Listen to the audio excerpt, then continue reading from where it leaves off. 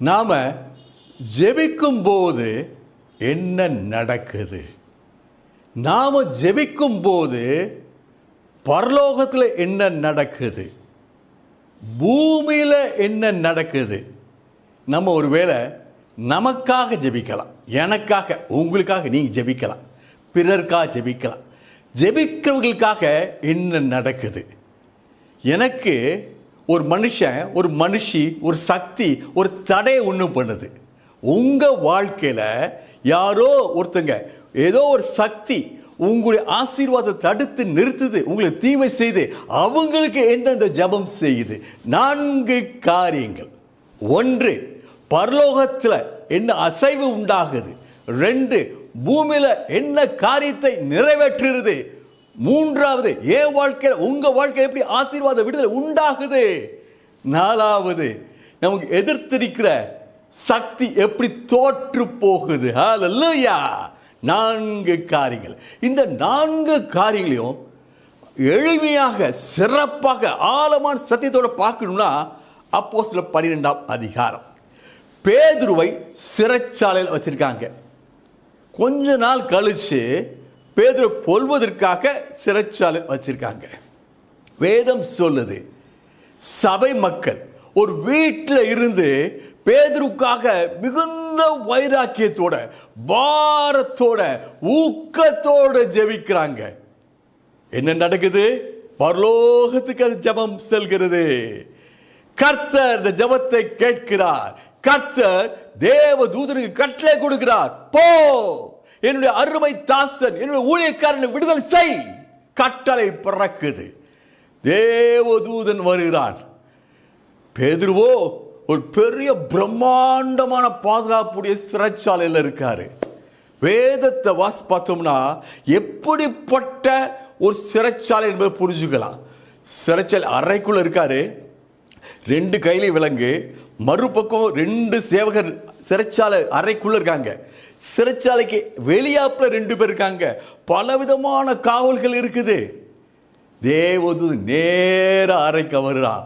வந்த உடனே இருட்டடைஞ்ச அந்த சிறை அறை வெளிச்சமாகுது. பேதுருவை தட்டி எழும்பு சொன்ன உடனே பேது எந்திரிக்கிறாரு. பேது எந்திரிக்கும் போதே சங்கிலிகள் அருந்து விழுகின்றன. அரிமானவர்களே, பேதுருவை தொட்டு எழும்பு சொல்லி எழும்பும் போதே சங்கிலிகள், கட்டுகள் அருந்து கீழே விழுகின்றன. பேதுரு உடையெல்லாம் போட்டு வெளியே வர்றாரு. தேவதூதன் கூட கூட்டு போறாரு. பலவிதமான காவல்கள், 2வது காவல், முதல் காவல், என்னென்னமோ வேதம் சொல்லுது. எல்லா கதவுலையும் காவலையும் கடந்து போறாங்க.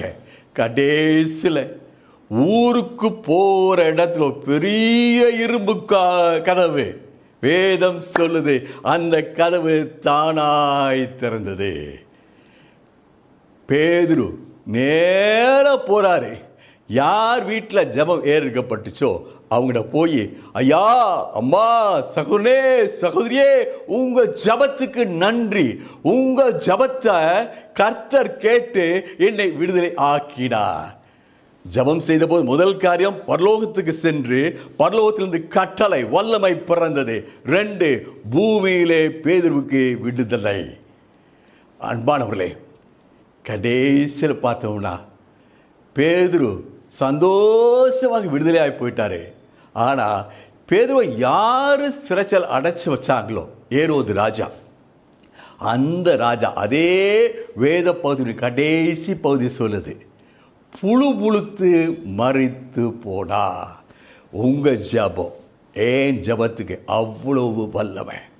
அன்பானவர்களே, நாம பார்க்கிற எதிர்ப்பு சக்திகள் மனுஷீக சக்தி இல்லை, ஆவிக்குரிய இருளின் அதிகாரத்தினுடைய சக்திகள்.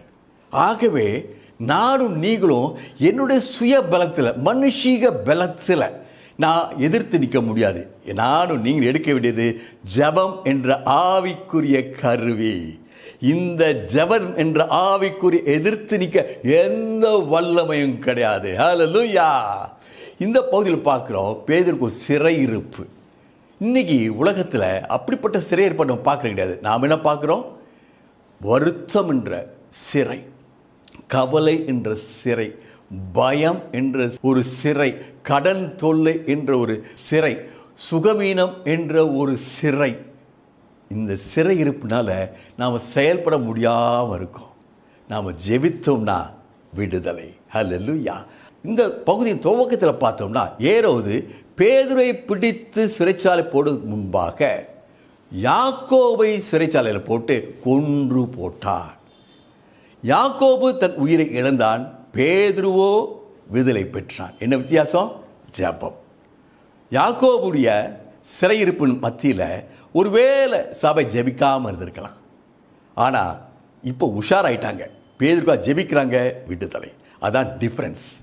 நானும் நீங்களும் ஜெபிக்கும் போது வாழ்க்கையில் விடுதலை, சந்தோஷம், தெய்வீக ஆற்றல், பரலோகத்தில் வல்லமை என் வாழ்க்கையில் உங்கள் வாழ்க்கையில் செயல்படுது. ஆமென்.